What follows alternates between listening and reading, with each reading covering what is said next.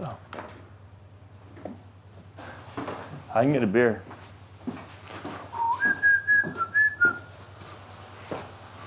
One's gonna be similar to that.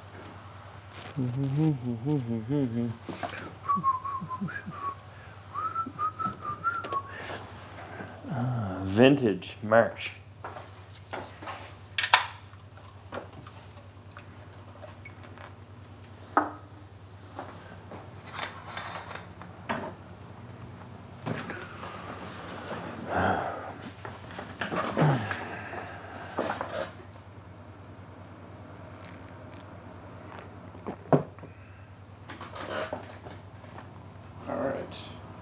Go. Just give me a little test. Check, check, check. 1, 2. Mic check. Yep, again. Hello, my name is Wes Ford.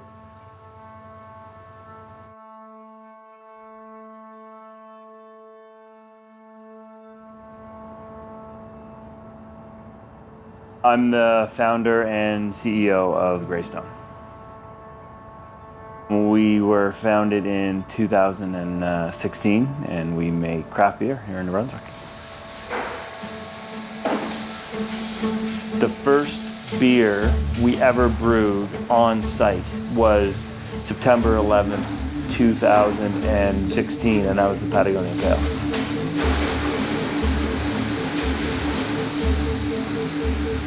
It took us a good chunk of time to get there, like just home brewing at my place. Just saying, okay, a little more of this, less of this, going back to the 3 home brewers that were doing it, and just kept changing it until we got it to where we wanted it. The Patagonia today would be very close to the recipe that was brewed here in 2016.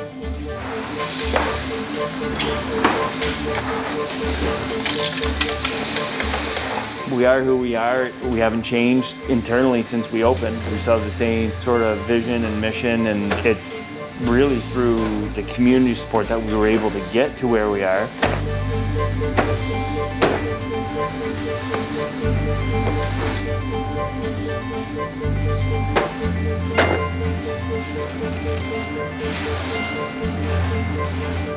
Anything business that you can tie to a passion, it's an easy fit, right? There's a story behind everything. MacAfee Lager, to me it's that one special personal thing that I just love.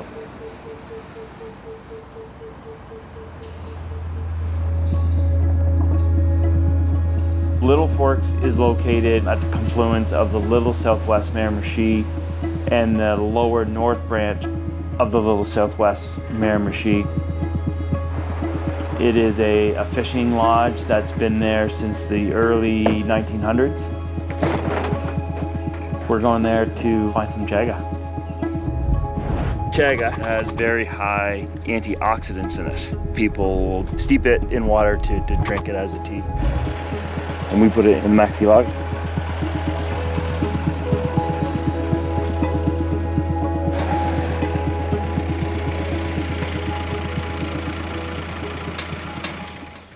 Where's the beaver? He ate it when it was down right there. I'm always over in there. Fergus is one of my oldest friends. Think we can do it? I've known him since the fall of '99. I met him at university. I've been training. Big squat, no chance. No, you can't do that. I budged it. In the driver's seat, nowhere. January 2001, we bought a van and drove from Fredericton to Central America. Seems to be a lot of snow out there. We will soon be in the warmth and away from the snow. Fixing the van. Don't know whether we're adding value to it or taking it away. Very, very nice. Took a sailboat back to Key West. We've been sailing for 5 days, I think. Trust me, they're big seas. Stay on course. That was the first of, 5 or 6 trips that we did together around the world.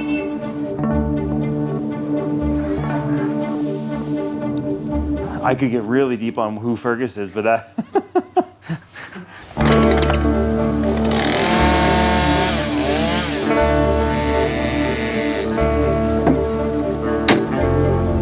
I've spent more time with Fergus on a bus or a train than anyone in the world. We spent a lot of time together.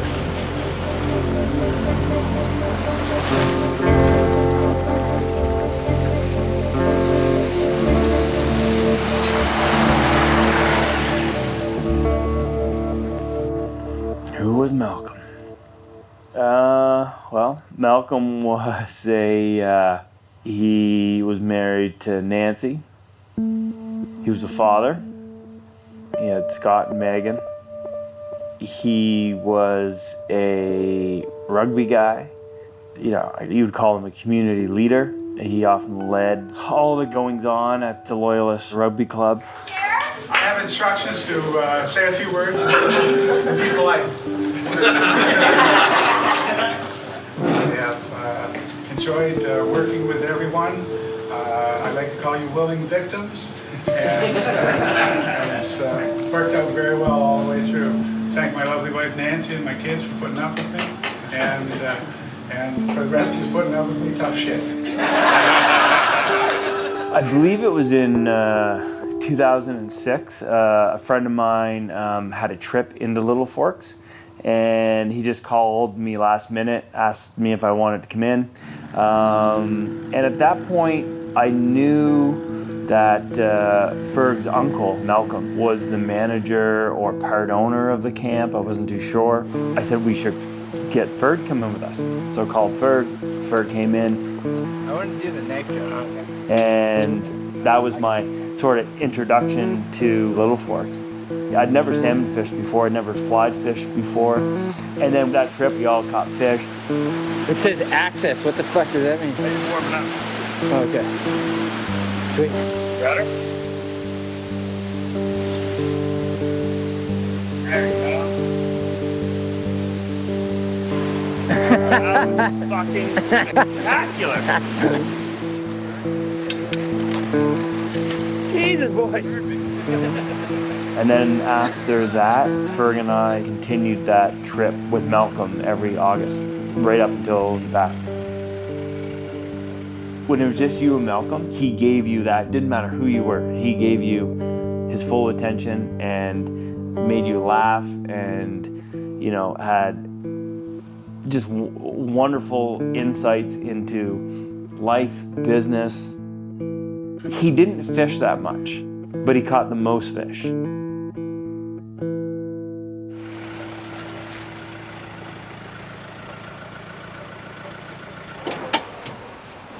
Was that moose shed in the back? You didn't find that on the way in. Yeah. No, you didn't. Right in the middle of the road. No, you didn't. I don't believe you. No. I don't believe you. That's Kevin. Not lying. Don't believe you. That's Kevin. Really? Right in the middle of the road. Gary Duncan is one of Malcolm's oldest friends. They're rugby buddies. Kevin Breen, who is Fergus's dad, is Malcolm's brother-in-law. I've never found a shed. No? No. And thanks You would have found that one, I'll tell you. Thanks for keeping that streak alive, Gary. It's been great to have that friendship, even more importantly since Malcolm's been gone, because Malcolm was such a larger-than-life character, and he leaves a very big hole. And Kevin and Gary helped to fill it, for sure.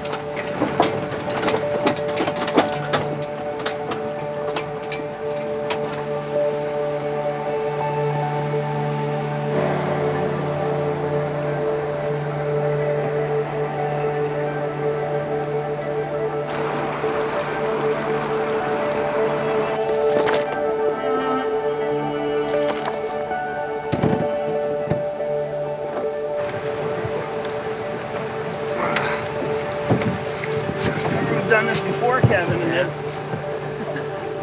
didn't go so well, did it? Yeah, we've had our moments.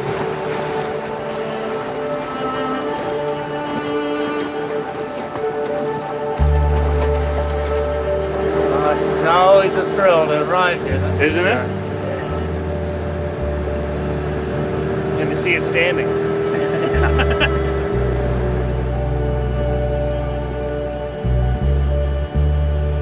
I told him to get the wheeler. Oh, perfect. This trip will be our first trip into Little Forks this year. We got to open up the camp, get all the shutters off, get the water going, and just get some heat on for the night before we actually go looking for Chaga.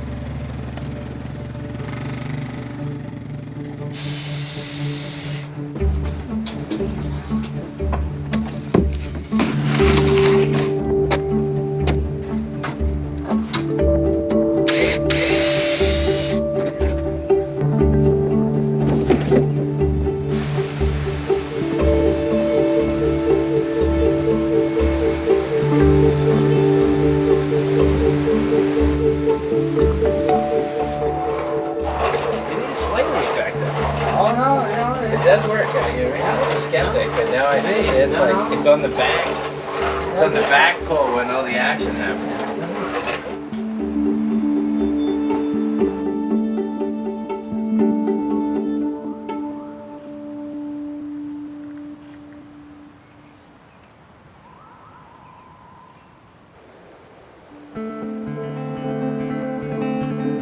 I don't think there's ever been anyone like Malcolm that's had such an impact on my life.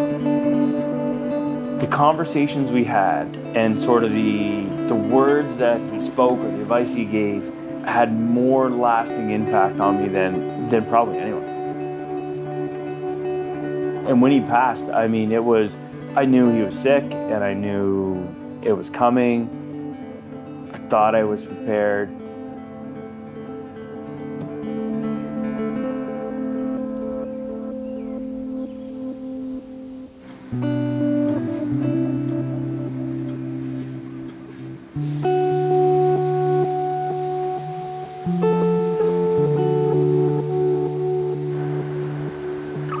Fishing Hartley was on the shore, and he goes, Hartley, I got a fly mine. And he come in, and Hartley said he was sitting there twirling up the Kleenex saying, well, come on in here, I'll take it out for you. Guy took his hand out and the hook, it was his fishing fly right through his eyeball. Oh, oh, he thought it was a... he thought it was like a mosquito or a black fly. So you guys are going to go on a Chaga hunt? We're going on a Chaga hunt, yeah.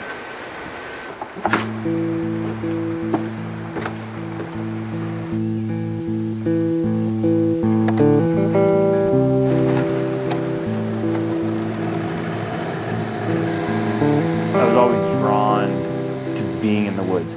I don't think I necessarily realized why I liked it or what it could do for me personally until I got older and actually thought about it.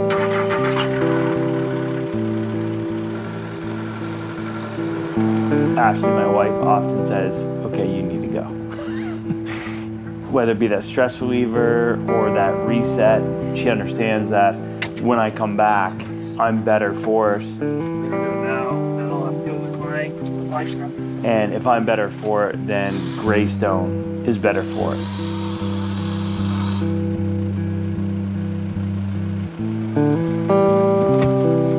Obviously, Greystone is made up of many different moving parts and wonderful people. But at the end of the day, if I'm not at my best or if I'm not feeling motivated, then at some point, I feel the company would suffer.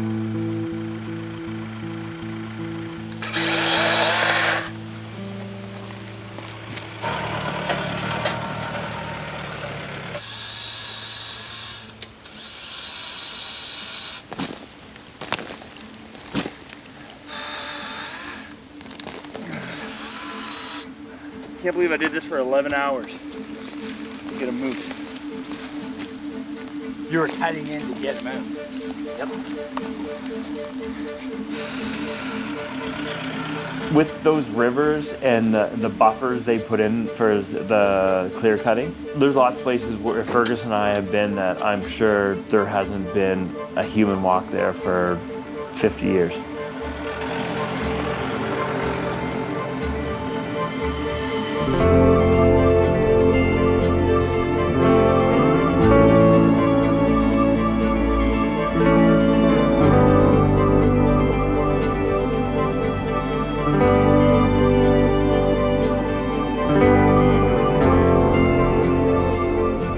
it is gonna be so nice.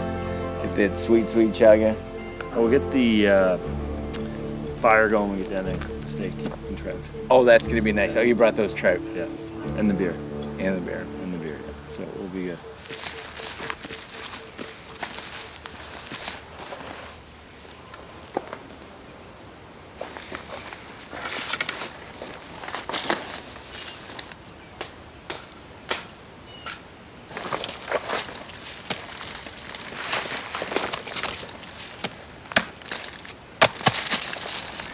Beautiful.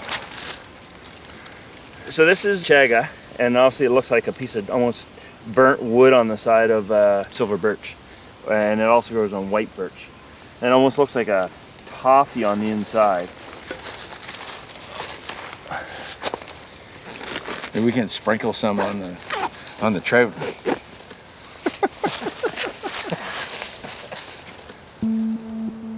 I'd never heard of chaga before. Malcolm had lung cancer. He actually sought out chaga at Little Forks to steep it in tea. You know, that was this conversation we had, and then Malcolm passed in 2018. We decided to do a beer with it. It was a lager. And once we get down here, we're gonna get along the river, and it turns into that hardwood, more hardwood. That's where we're gonna find the chaga. I actually was in Little Forks where there's no cell reception, and the beer came out while I was away, and everyone was like, okay, well, what are we gonna name this beer? And my wife Ashley said, you know, what about the MacAfee Lager? Do you remember that was Malcolm's, that was like Malcolm's biggest thing, how many times he lifted his knees over his hips. Yeah. What do you call it? When they built a path from the camp down to shore camp, they called it the shortcut, and he called it the long cut. Yeah. Because he had to lift his knee over his hips 163 times or something.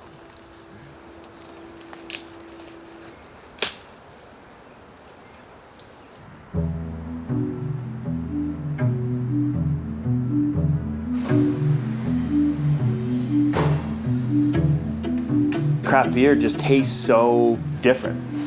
There's these complex flavors that you would never taste in a macro beer. I never knock macro beer because there's a time and place for every product. But I do think, especially in our generation, think of all the things you use in the run of the day and how little gets made 100 kilometers from your house, or 50 kilometers from your house. The average person does not come in contact with something that was physically manufactured in their city. Just how local it is, how fresh it is, and just really the connection to community is, to me, what makes it craft.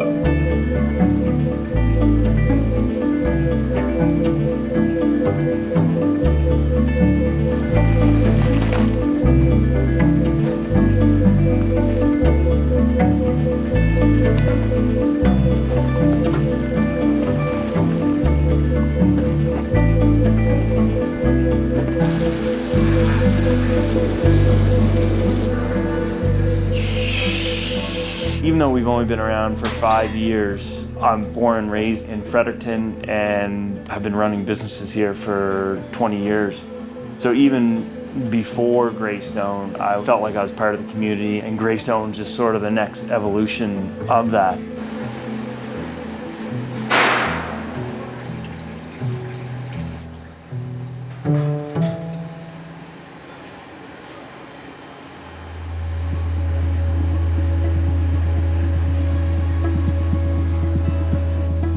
I've talked to a lot of people who like lagers, but they're like, I really like this one. MacFee has that sweetness. It's not that it's sweet, but it is sweeter than most lagers. To have the chaga in it, it really helps round it out. It helps round the sweetness out. To me, it has this earthy mouth feel, texture, whatever it may be. and what that does for the complexity of the beer is different than any other lager that I've had. The only complication is getting it.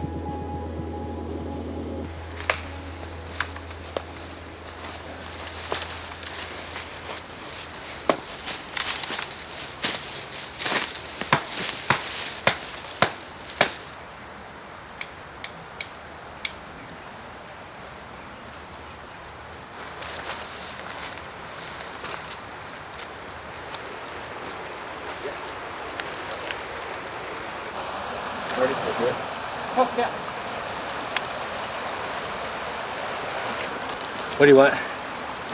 First thing you grab. It's a good hiking beer.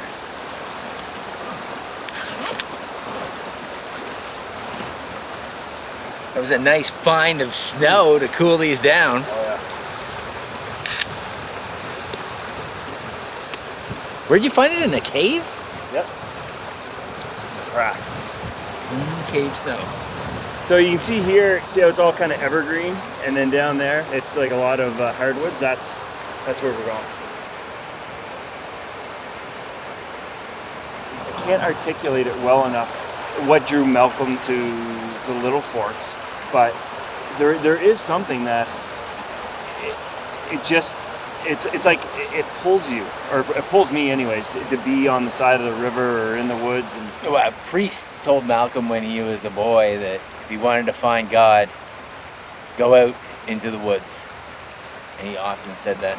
there is something that when I get here, there's like something like a weight gets lifted off my shoulders, or something's added to me. It's really yeah. Carry on. Have a lovely beer break.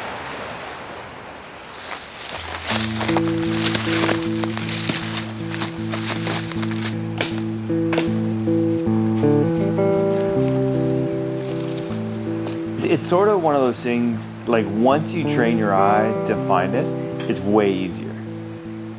Because you just got to spot it once, and then you train your mind to like scan certain areas. One of the key things is hardwood ridges. So it grows on white birch, yellow birch. Usually, you know, that 8 to 20 foot range. You see that white birch up there?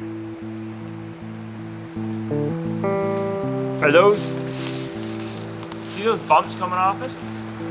Yeah. Are those is that Chaga, or just like, I don't think so. I'm going to take a look. I think they're just burls or whatever they call them. To me, it's added that extra thing when I go hiking or hunting or fishing. I got my kids on it now, so when we're out like bird hunting or something, they're like, wait, stop. And I'll be like, what? And they'll see Chaga. What do you think? A long ways up there. Oh, I see it.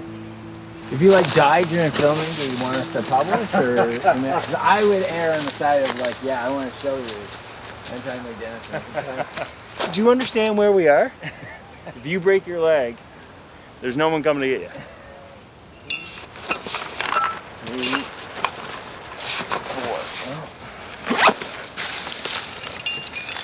4. Yeah, 4. Yeah, I like you going up the fir tree. Yeah. Are you my official safety officer? Yeah, I'll catch you if you fall. I'm going to be standing underneath. I'm quite soft, so don't worry. Yeah. This will be my highest Chaga extraction.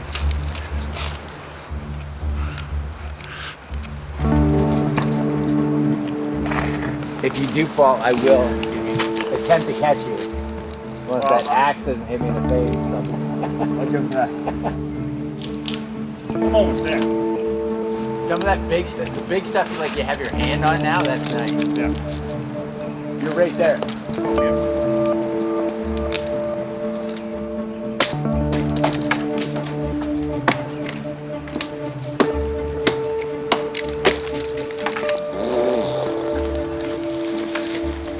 Okay, watch out there. Yeah, there you go. Don't put too much weight on that right foot. You're almost there. You're almost there. There, you're on it. All that stretching coming in handy. There you go. Chaga.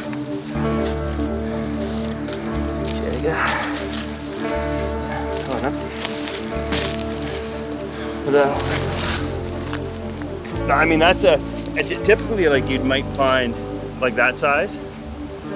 When we're brewing the MacFee, I think we use about 10 pounds dry. So like what we found this morning and probably like one more that size, it'd probably be enough. Man, I'm hungry.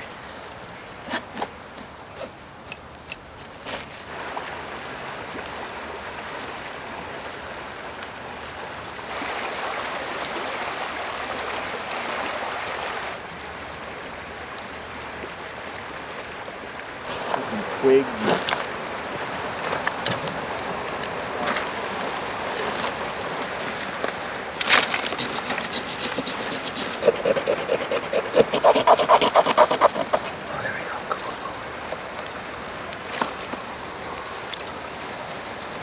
Ooh.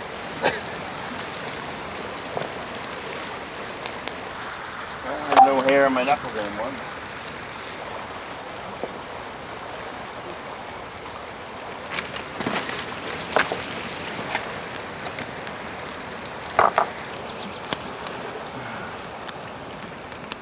Good, 350.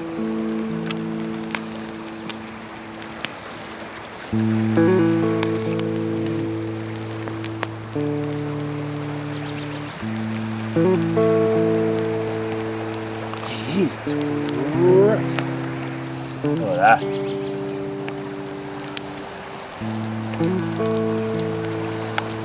Not bad. Here for a come have a bite. Oh, thank you, Wes. Oh,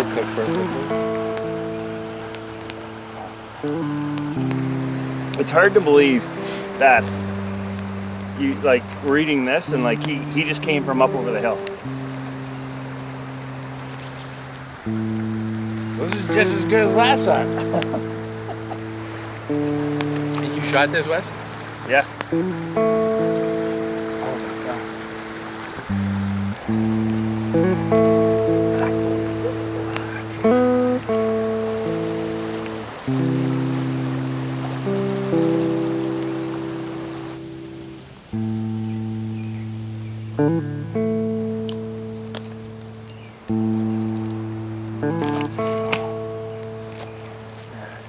You want to throw me the... And there's none of these off the back. This is the Chaga tree. Just either, or like step on my shoulder or something. Right there. Really? Yeah. It's not gonna be hard. Oh, really? Well, it's easier than fucking setting up a log or something. Well, no, but like... Yeah, just step on my shoulder, see what it feels like. It doesn't even feel bad. It doesn't hurt at all. It's going to. How's that feel? You're good. Oh my God.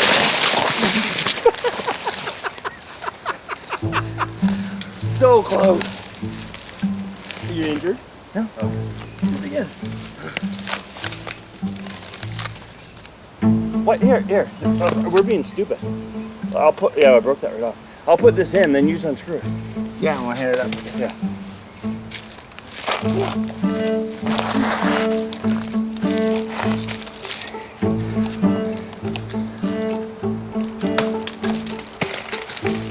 Don't think I'm gonna go for that up there. Don't do it. Yeah, you're good.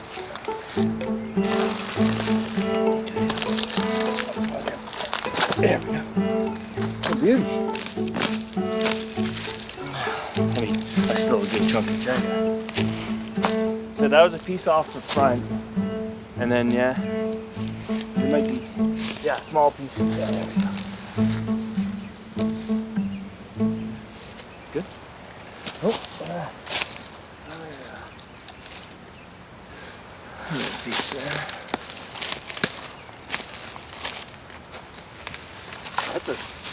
That's a serious Chaga haul.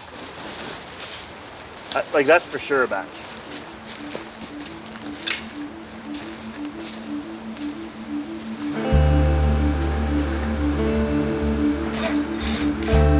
do is basically take the chaga, we dry it, and then we cut it up and get it into as small of a piece as we can.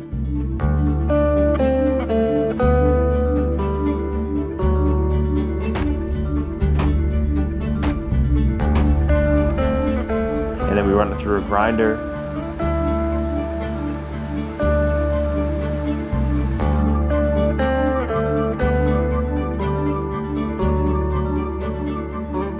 And then put it into cheesecloth.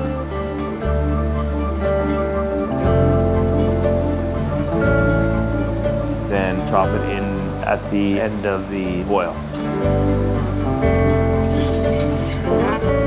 It's basically the same premise as steeping tea or anything like that.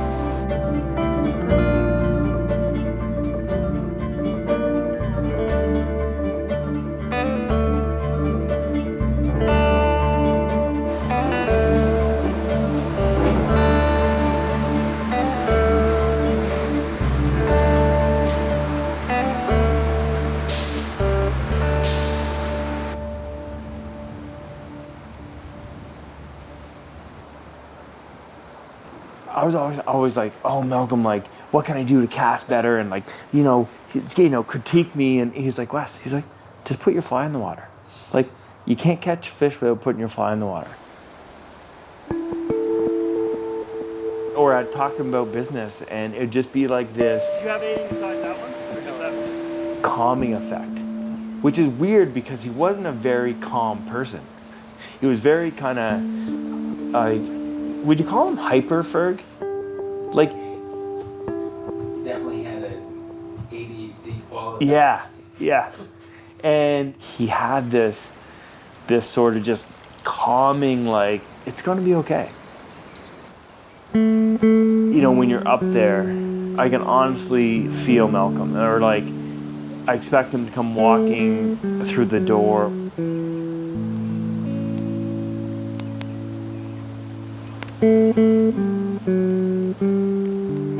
What he did to bring all the people that I met through Little Forks together. The Garys and the Kevins and Fergus and my buddy Kirk. You know, a lot of us would never met otherwise.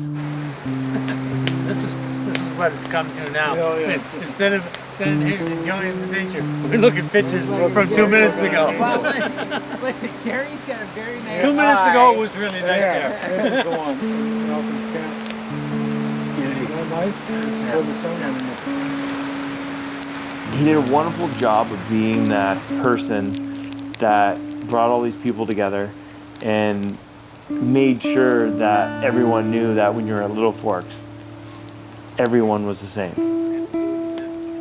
It was just wonderful. Yeah. The last time Malcolm got to Little Forks would have been the summer before he passed.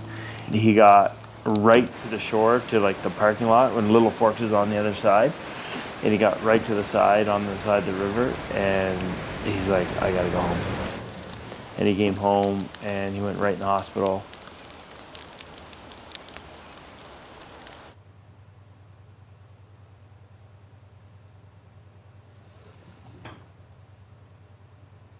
What does Little Forks mean to you at this stage? Oh.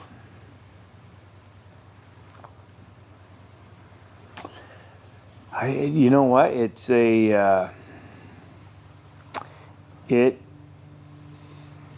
means so much. I can't, like, I'm even, it's funny you just said that, and it means, it's a connection with Malcolm. It's a connection with sort of everyone that I've ever spent time with in there. Got him! Oh man, we got it! Take a minute, Kevin. Combined effort. It's one of those places you go, and every time you go, you create another memory or story, and then you go back the next time and you spend half the time talking about the 20 times you were in before that. He wants to get back home over there. Maybe he's got a girlfriend over there. It's just a really special place.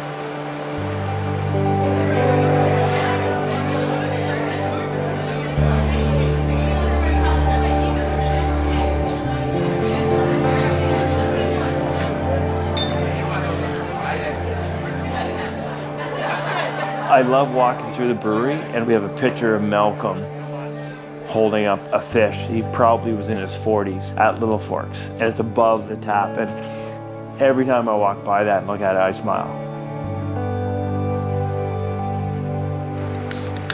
Having that connection is pretty special. It's wonderful to have a business that does well and creates a great product. To me, it's another thing to have something that's so personal.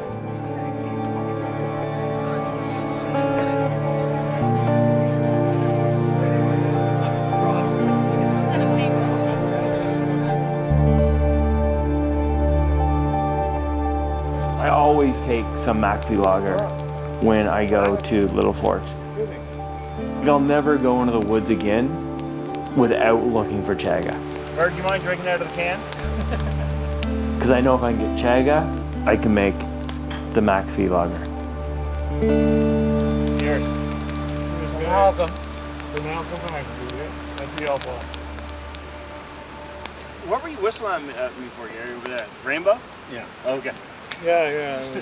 I was like, fucking rainbow, crow, I don't know. Gary claims he saw a double rainbow for a moment. There was a double rainbow. You also say confirmed. Double rainbow confirmed. I will confirm that.